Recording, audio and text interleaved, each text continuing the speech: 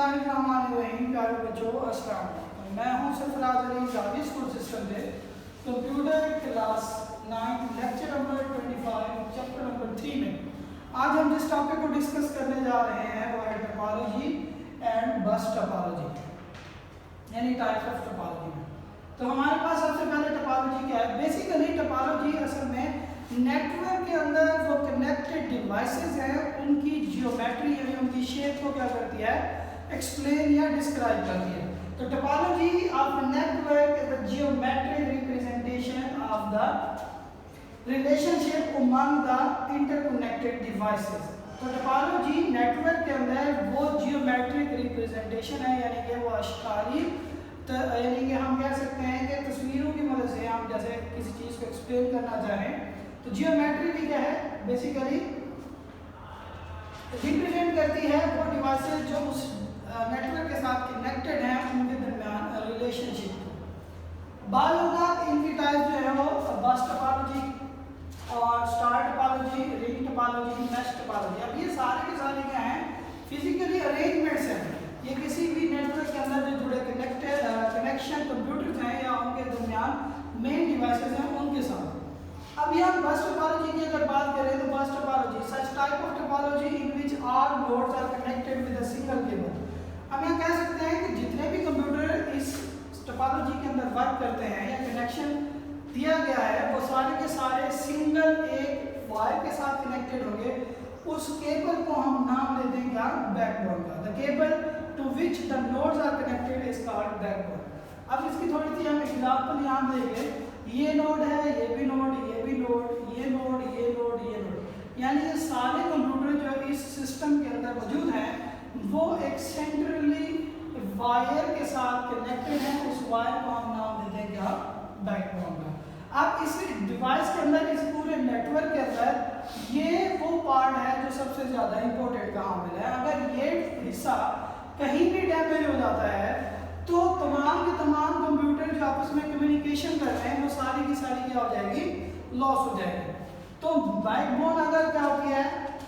Fail हो जाती है वर्क करने में, तो बाकी जितने कंप्यूटर हैं उसके साथ कनेक्टेड वो ऑटोमेटिकली उनकी जो कम्युनिकेशन है वो क्या होगी? स्टॉप हो जाएगी। अब एडवांटेजेस क्या हैं बस टोपोलॉजी के इस्तेमाल करने के? हम क्यों इस्तेमाल करते हैं बस टोपोलॉजी को नेटवर्क के अंदर? It is simple and easy to use. अब देखिए तो कहते हैं जी सबसे ज़्यादा सादा और आसान है इसे इस्तेमाल करना। वो कैसे? आप इसे चाहें तो बैकबोन को जितना चाहे लेंथी करते जाएं और इसके साथ नंबर ऑफ कंप्यूटर्स क्या करते जाएं? अटैच करते जाएं। It require a small length of cable to connect computer. अब इस जो बैकबोन है वो कोई डिवाइस तो है नहीं कि इसके साथ कनेक्शन अगर हम कर रहे हैं, इसे परचेज कर रहे हैं तो ये क्या है? ज़्यादा महंगी है, कॉस्ट इफेक्टिव है। ठीक है जी, ये केबल है, आप इस केबल को जितना चाहें बढ़ा लें। तो ये केबल जो है बेसिकली बाकी कंप्यूटर्स को आपस में कनेक्ट कराने में क्या करती है? मदद करती है। It is less expensive. पूरा सिस्टम जो है ये क्या है? बहुत ही सस्ता है। It is easy to extend a bus. It allow more computer to join a network. आप चाहें ये 10 कंप्यूटर अगर इसके साथ अटैच है आप इसे 20 कर लें, थोड़ी सी केबल इसकी एक्सटेंड कर लें और बाकी कंप्यूटर को इसके साथ अटैच कर लें। तो एक्सटेंशन जो है ना इस सिस्टम के अंदर, इस बस टोपोलॉजी के नेटवर्क के अंदर वो क्या है? ज़्यादा आसान है। If one node fail it does not effect the other network. आप क्या है? मैं कहता हूँ कि नेटवर्क के अंदर नोड नंबर 5 जो है ये काम नहीं कर रहा। अगर नोड नंबर 5 ना काम नहीं कर रहे तो इसका मतलब ये नहीं कि पूरा सिस्टम बैठ जाएगा, बाकी नोड्स काम करना छोड़ देंगी। नहीं, एक नोड खराब हो जाए तो आप उस नोड को क्या कर दें? वहाँ से एक्सट्रैक्ट कर दें, निकाल दें। बाकी नोड जो है वो वर्किंग में रहेंगे और सिस्टम डिस्टर्ब नहीं होगा। अब इसकी वर्किंग अगर देखते हैं तो वर्किंग में थोड़ा सा यह है कि कोई भी डिवाइस के नोड जो है अगर किसी दूसरी नोड के साथ क्या करना चाहती है? कम्युनिकेशन करना चाहती है, तो उसके लिए थोड़ा सा फर्क यहाँ पे ये आता है कि आपको मैसेज जो है इस बैकबोन के ऊपर छोड़ना पड़ेगा। बैकबोन क्या करेगी? वो मैसेज जो है वो क्या करेगी? तमाम उस नोड्स के को भेजेगी जो इस सिस्टम के साथ कनेक्टेड है। यानी इसने इसको भेजा, इसने इस नोड ने इस बैकबोन पे मैसेज भेजा तो बैकबोन क्या करेगी? इस कंप्यूटर की तरफ भेजेगी कि भाई तुम चेक करो कि क्या ये मैसेज तुम्हारा है।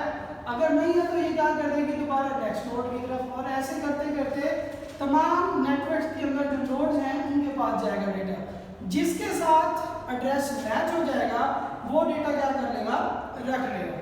अब इसके अंदर सबसे बड़ा मसला ये आता है कि यहाँ पे डेटा हैक होने के भी चांसेस होते हैं और डेटा लॉस होने के भी चांसेस होते हैं। यहाँ पे डुप्लीकेशन बन सकती है डेटे की। यहाँ पे अब डिसएडवांटेजेस के अंदर देखें तो डिफिकल्ट टू ट्रबल शूट, गलती कहाँ आ रही है पता नहीं चलेगा इसके अंदर, और it is only stored a small numbers of computer, जितने नंबर्स ऑफ कंप्यूटर बढ़ाते जाएंगे इसका मसला यह आएगा कि इसकी वर्किंग कैपेबिलिटी स्लो होती जाएगी।